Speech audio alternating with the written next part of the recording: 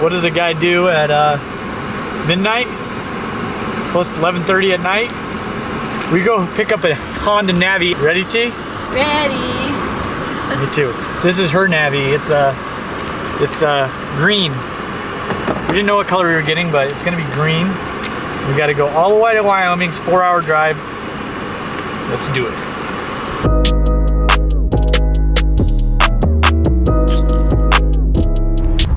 Oh boy, Wyoming is not a fun place to be. The roads are freaking windy and slick as, like, look at this. This is like the way the roads were. So we got a hotel for the evening. Worst case scenario is gonna take us an extra hour and a half to freaking get to the dealership. Major curveball, ladies and gentlemen.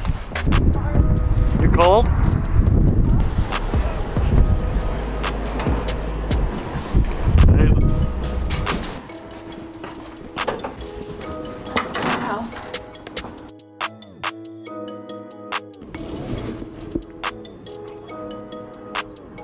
Well, ladies and gentlemen, that was a goose egg. High winds, freaking winter warning. If we want to get to our little NAVI, it's going to take another 4 hours.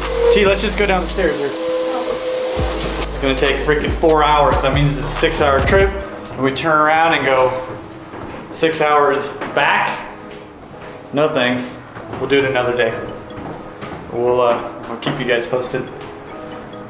We'll pick up where we left off. Yeah, so here's an example of why we don't want to continue. Can you imagine 6 hours of this? No thanks.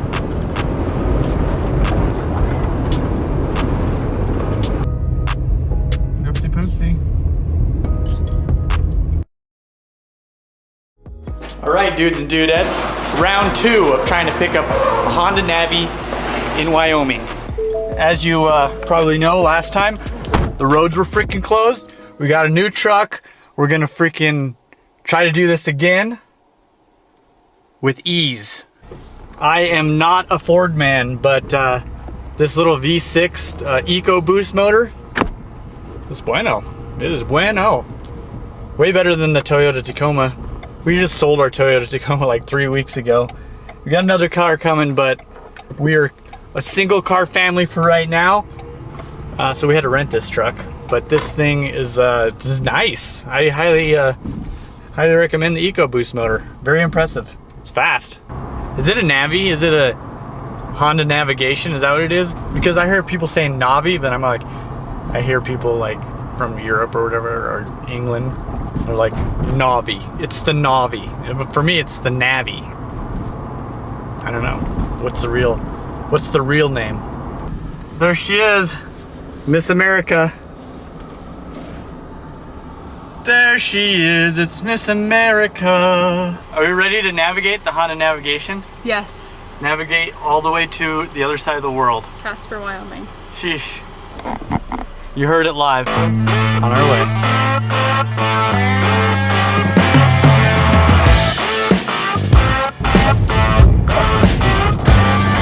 Here it is, little motorcycle. Casper Motorsport.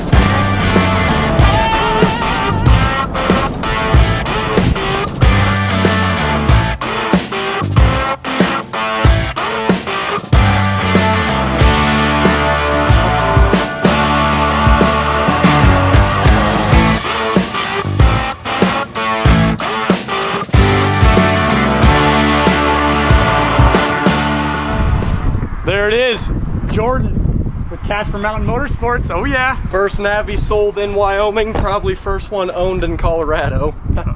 Would you just look at it? Dang. I'm gonna be seeing a lot of this. 355,601 bottles of beer on the wall. Take one down, pass it around. I don't know what I think around. 275,601 bottles of beer on the wall. Zoom-golly ollie, zoom-golly ollie. Roadkill bingo. We seen one, oh, cops. Zoom golly ollie head. Cops. What's your MPH? Oh boy, 80. I think I was going 86. Shit. This has got a sweet sunset. So we've had the Honda NAVI now for like maybe 2 months. We haven't put a ton of miles on it, about 40 miles on it. Tia put on most of those miles, and I probably put 5 miles on it. But there's some things that stand out. Turn the key on, you gotta turn the gas on, like old school. So it's got this little low, see the little thing? If your gas is that low, you just flip it to that, or you got the full mark. So you start with the full. When you start running out of gas, then you flip it to reserve. So that's super old school. Not only that, as you probably already know, this hot rod has a carburetor. Super weird, but I guess that reflects the price. And drum brakes, of course. And it also has a manual choke, which is super odd. A lot of bikes nowadays have an automatic choke. So turn the key on, make sure it's not on kill, hit the brake. And oh, one more thing, you can't have the kickstand down. So let's sit on it, or you can put the center stand on. Sit on it, crank it over.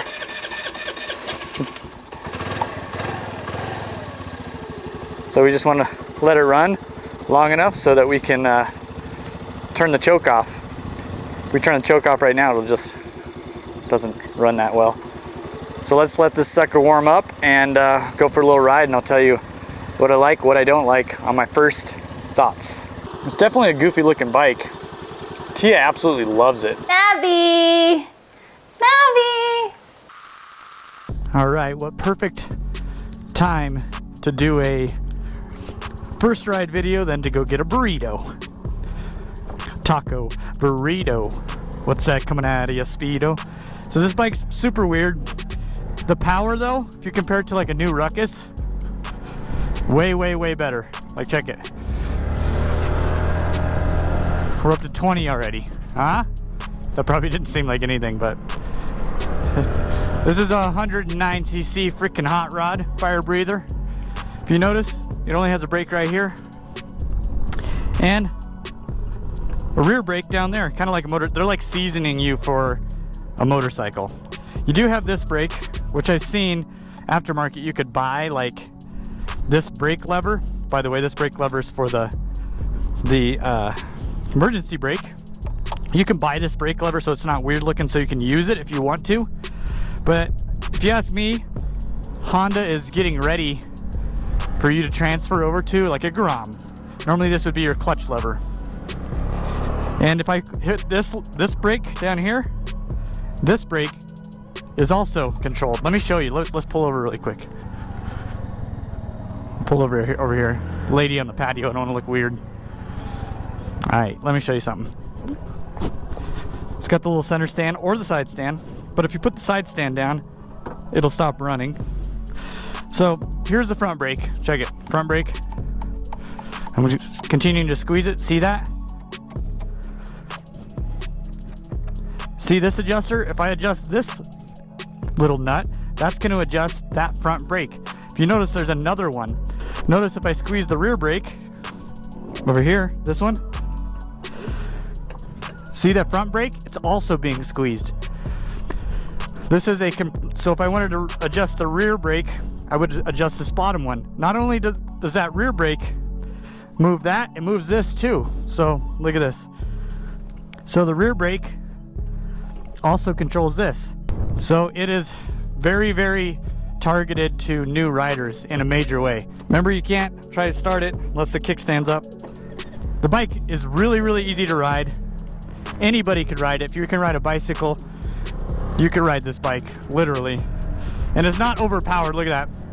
And this is like the thing I look out for whenever you're a new rider, because a lot of people, when they're learning to ride, they'll keep the gas and then they'll hit the brakes and then they crash. So for a new rider, if you do that, check it out. Full throttle, hit the brakes. It doesn't overpower. So that's like what I look for in a new rider. If you push the brakes, give it the gas, it's not going to outpower and go into the curb or whatever. So this is full throttle right here. I got her tucked so you can see the gauge. 30. I'm at full throttle right now. 35. She rides nice. She handles nice. We're at 40. Almost 45, 43. 45. This is just a straight, maybe a slight uphill.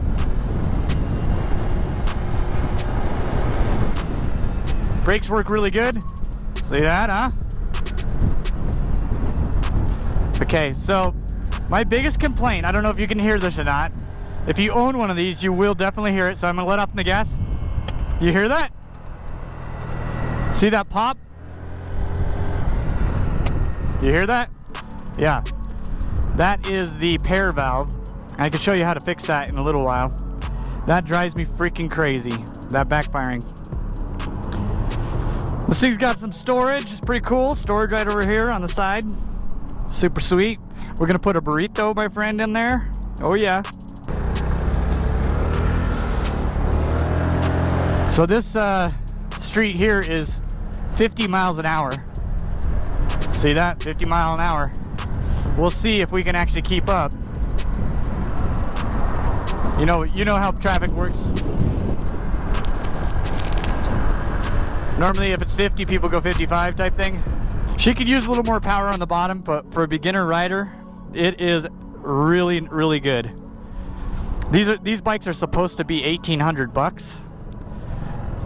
I don't know how we arrive at $2,800 by the time we get out the door. Some taxes, some inflation fees, dealer handling, all that jazz.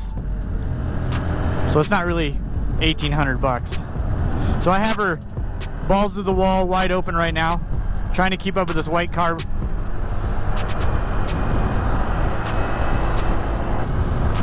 The bike's super light. I'm being blown around like a freaking rag doll. So I'm keeping up. I'm going 48. Now we're in a 40 mile an hour zone, so we should be a little better. But it doesn't do bad at all, like right out of the box. You could do like some slight performance modifications to help with that. Basically moving the RPMs around. Like we could do some rollers, maybe some clutch work, maybe a larger carburetor. I have plans for all of this. We're gonna dial this sucker in for performance. I'm not in a big hurry because there's not a whole lot of these suckers on the road. It also has a gas gauge, which we're on E, so you don't have to purely depend on the old school like on-off fuel valve. I remember when I had an old street bike, you'd be running out of gas and you reach down and turn that sucker to reserve. You wouldn't have a gas gauge. So this thing's living large. Take the corner kind of quick. This thing does pretty good. The thing to note about these bikes though, like whenever you have 10-inch wheels or 12-inch wheels, they have no centrifugal force. So if you like ghost road this bike, like you know how your bicycle, you can jump off and it'll ride for a long ways. Yeah, the wheels are so small on this, so there's no centrifugal force. So it definitely rides different than a motorcycle as far as that goes. It rides like a scooter basically. All right, let's get some burritos. Burritos. Oh yeah. This thing's super nimble. What up, though? So check it. We can put our burrito in here later. Oh yeah. How dope is that? So you're supposed to turn this to the off position so there's no fuel flow to the carburetor. This is kind of an old school trick. If you have one of these on a motorcycle or anything, you always want to turn this off because it's killing the fuel delivery to the carburetor. If for some reason the needle and seat in the carburetor, kind of like the flapper valve on a toilet, sticks, you're gonna have gas all over your garage. So very important to turn that sucker off. Another thing that I noticed, normally you have a lock for your steering.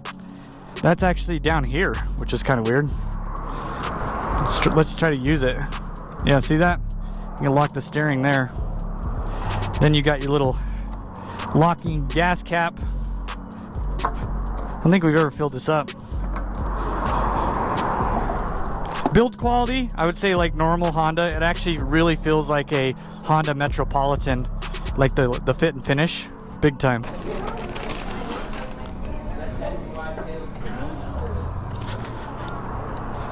Oh yeah. The Mexican Coke, 7 sizes bigger than I need.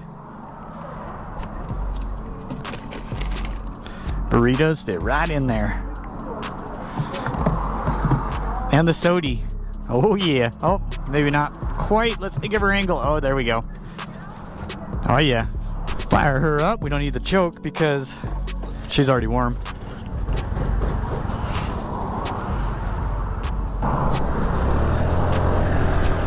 $48 right now.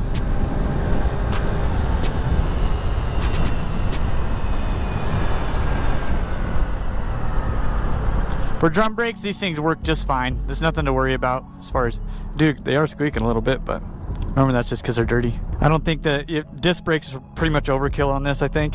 I mean, you got to trust Honda. Oh. Imagine that, ladies and gentlemen. I turned the gas off.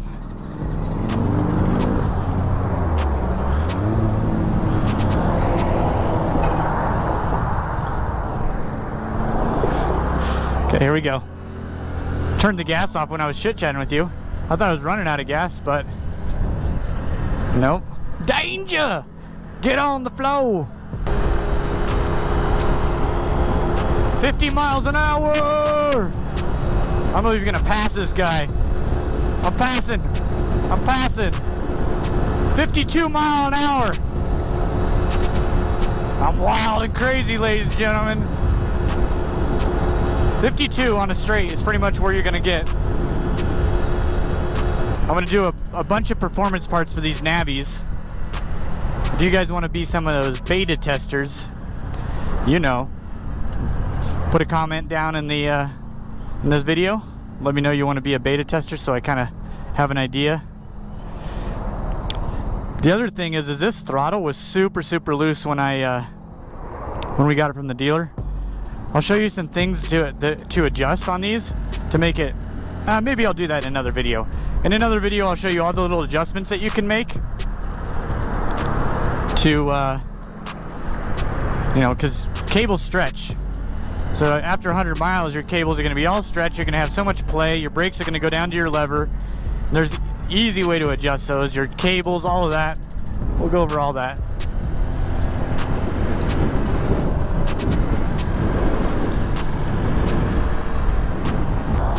I'd give this bike though for 2,800 bucks. I'm not gonna say 1,800 bucks because that's not what they cost. Actually, 2,800 we probably overpaid a little bit, but that's pretty much the average. I think they'll be around 25, 23 if you're lucky, to 2,800, and way up if you're living in a place that's super greedy. But say 2,800. This bike, you get what you pay for. It's a nice bike. It won't blow your freaking socks off. But if you're going to compare the power to a Honda Ruckus, night and day difference. But the other thing to know is this is a 109cc, so you'll need a motorcycle license. That puts you in a whole nother bracket of baloney. But for a motorcycle, like trying to learn motorcycles, you haven't graduated to a clutch and gears yet, this sucker is where it's at, if you ask me. Now let's go ask Tia what she thinks, because she's the one that's put all the miles on that. I put probably, what, like 6-7 miles on it by now. Look at them nails. Matching her Navi. What do you think about this thing? So, first impression of this, I really am really happy with it. It's a lot different than what I have, I guess, a background in riding. Generally, I would ride Honda Ruckuses, Honda Metropolitans, Honda Spree, stuff that was, you know, lower to the ground, foot on the footrest, a whole different positioning, I guess, of riding. So I'm a lot more comfortable on this style riding, which is surprising. I thought that, you know, on a scooter, you think that you could kind of just bebop around and it's pretty easy, but the turning on this, and I just, maybe being higher up, I don't know what exactly it is. How tall are you? I'm 5'5". For me, this is just something that I feel a lot safer on. I feel a lot more agile on. As far as the top speed, I'm really happy with that. My only complaint would be getting to that top speed. We'll Solution fix for that. Yeah, we definitely can fix that. It's nothing that is going to be too powerful for somebody who's trying to do the transition maybe into the motorcycle world, which is exactly why I got this bike. Is I want to transition to some point, getting a bigger bike, something with a clutch, and that's also something that I really like is the brake. The foot brake on this guy here, it really gets you kind of into the transition of, you know, using that brake rather than just the hand brakes. So that's cool too, as far as learning how to get into just a different style of riding, which is my ultimate goal, is to have a bigger bike in the end. What about the brakes? Do you think the brakes, that you feel comfortable with the brakes, like stopping power? Absolutely. Because they're drum brakes. Yeah, and I also feel that I'm not going up to a speed that is fast enough that I really have to rely on the brakes. I mean, I'm topping out at, what did we get, 45? 50 is what I hit today. 50? But yeah, I think probably you 45. Yeah, so I don't think that the brakes at this point are like a huge factor. I think that they stop well for this bike in particular. I don't think that they are underperforming in any matter. What did you think about the burritos that I put in the box and brought to you today? Yes, those were delicious. Thank you. I think the storage component is so funny, but it did come in super handy. I mean, we fit 2 jackets, our cell phone in there. It's really actually quite handy. So I do like that. But as an overall bike, from a beginner's point of view, stock, the way that it comes, I'd give this bike probably like a 9. I said 8.5 earlier. 8.5. But I would say anywhere between 8.5 and 9. For me personally, I am so in love with this scooter. It's everything that I wanted, and What do we even call it? A motor scooter? Motorcycle scooter? Yeah, just whatever you want to call it. For my needs, like I've said a million times, it's just perfect. It marks every, you know, tick in my box except for that bottom end acceleration, which is fixable, so I'm not worried about it. But I love it, so I'm super, super happy with this purchase for sure. You heard it live from the NAVI owner herself. Yes. Cookie!